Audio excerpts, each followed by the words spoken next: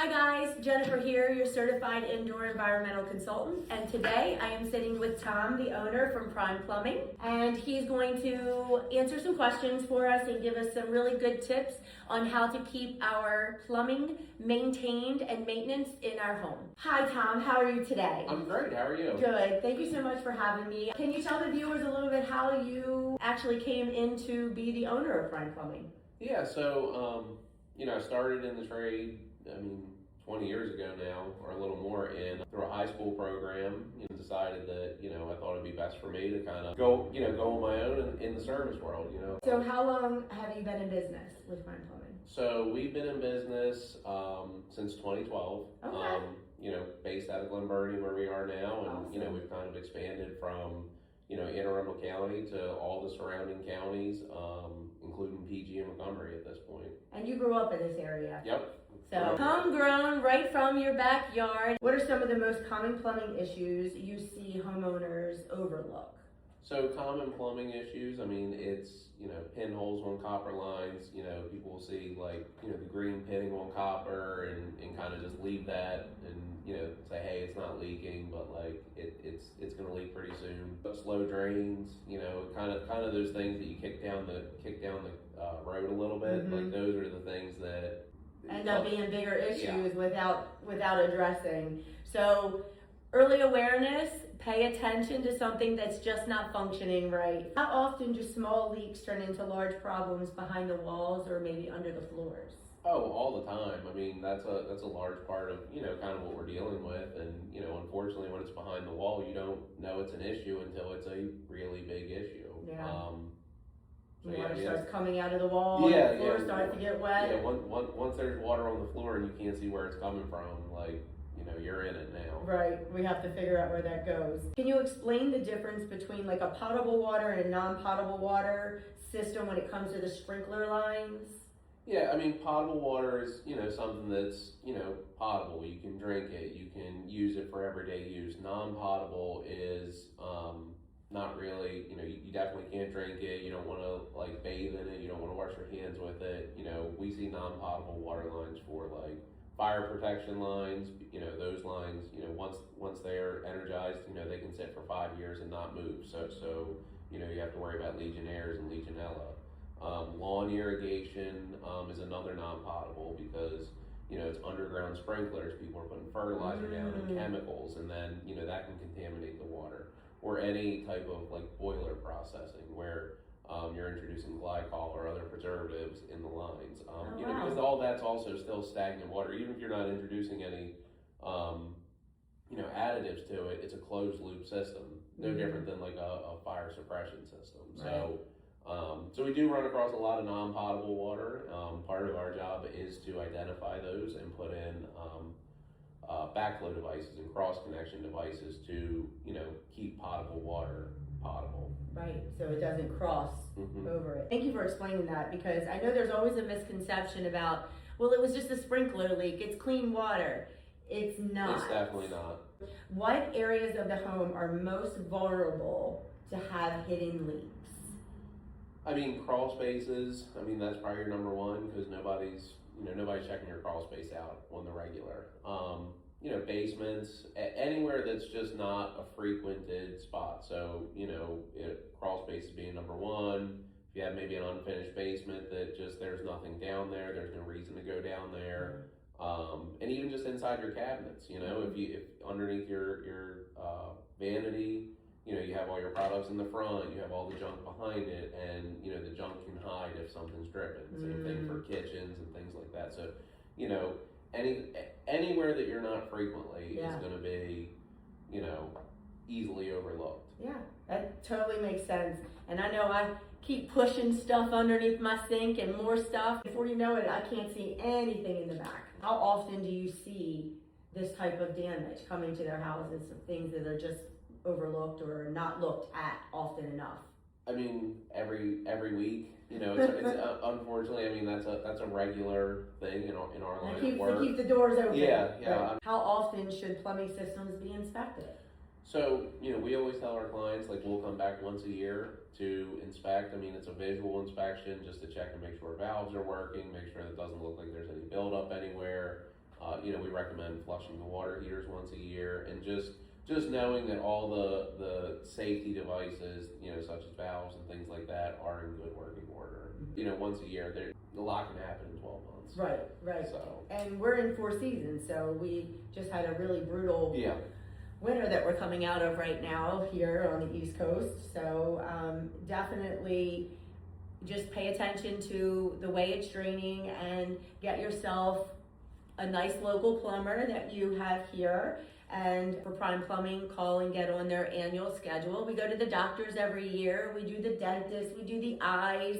We do all of these annual things. Let's just slip in getting our plumbing checked so that we don't end up with these large losses, because these small problems that turn into large losses can turn into environmental concerns, and it just explodes into something when it was just something so simple. It's funny you mentioned like doctor and blood pressure is something that they always check.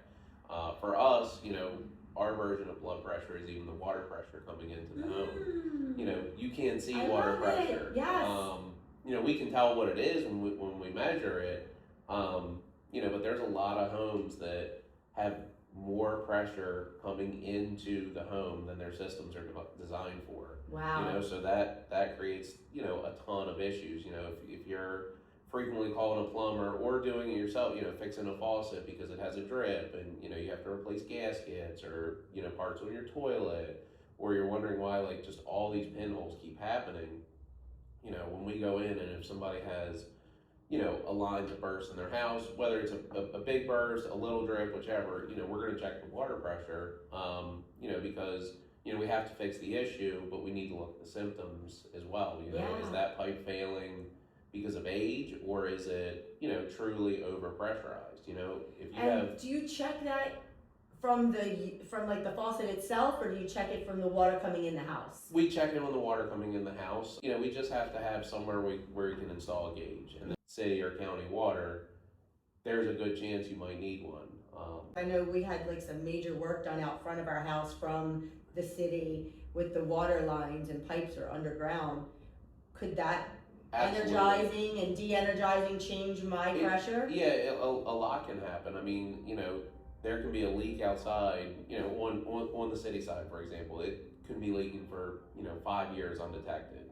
They find it, they fix it, and then all of a sudden you have 20 pounds more pressure coming into your home. So if you were kind of like at that threshold or below, now you're over, so, oh man, the city was outside working, doing, tore up my road, and now, oh my God, my toilet's leaking, my faucet's leaking, like all these things, like why is this happening? So that matters. So pay attention if you're having some sort of public service going on outside, or even maybe a neighbor, if you lose water, if they shut off the water and then turn it back on.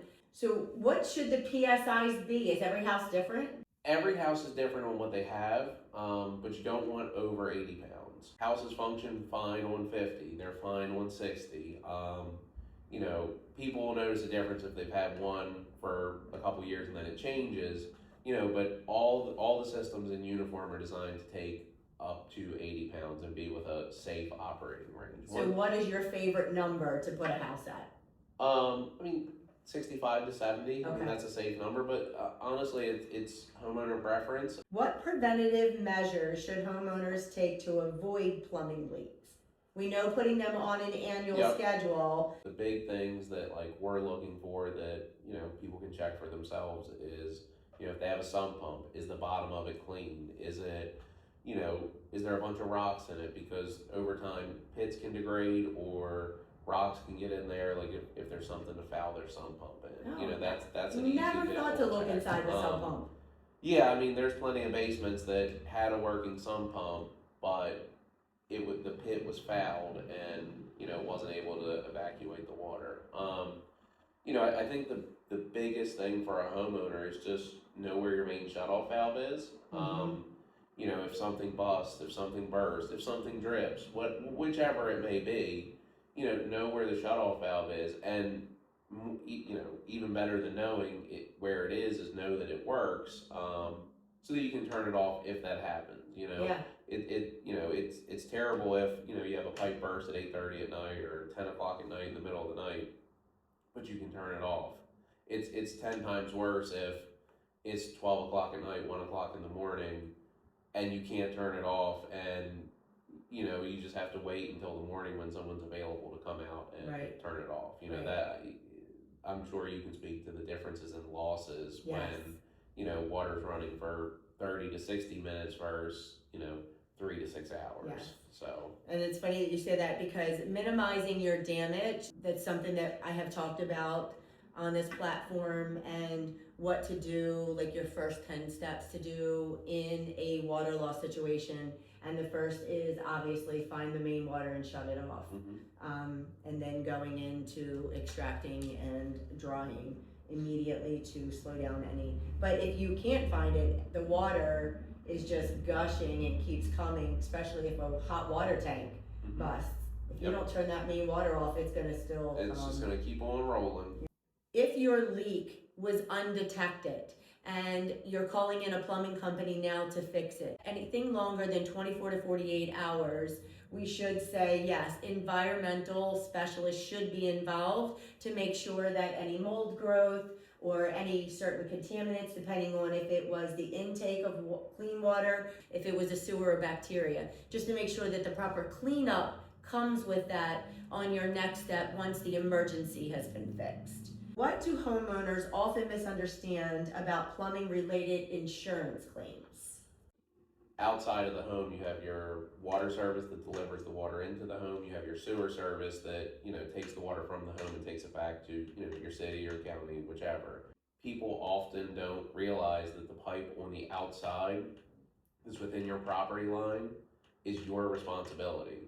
And then on top of it, those lines are typically not covered by insurance. I have seen more over the last few years where people have actually gotten an additional rider. Realistically, it's probably people that have found out the hard way.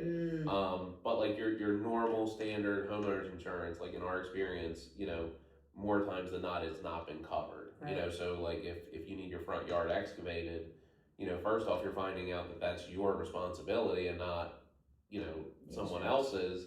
And then, to add insult to injury, the homeowner insurance policy that you've been paying on for 10, 15, 20 years also doesn't cover that huge unexpected expense. A lot of carriers now, I can't tell you which ones, but I have seen a fair amount of carriers, even like for my home, hey, do you want this additional rider? I opted not, full disclosure, Right. but I think it's a fairly reasonable investment. If it's something that you're not sure of, you've never had any issues, in the past, just to kind of protect yourself. Right. He is absolutely right. So from an insurance standpoint, if the loss happened outside of your building envelope, that will be your responsibility. I too have opted out, but I might want to revisit that after speaking with Tom today. If you had to give a homeowner one piece of information to prevent major plumbing damage, what would it be? Just know where that main shutoff I knew valve it was coming. Know where it is, know that it works, Oh my know gosh. which way closes it. Yes. When we do our, whole home inspections and stuff like that, we have, these red, white, and blue tags that we hang on it, identifying that, it is the main shutoff valve. So, if we've been there and roughly the area, there will be a tag on it for you. If you do nothing else today, you go find that main shutoff water valve in your home, or call Prime Plumbing today and have them come do an annual checkup on your pipes. So your local plumbing company, Prime Plumbing, homegrown here, raised here, and supporting his surrounding counties. So thank you for watching. Please make sure you share, like, and follow.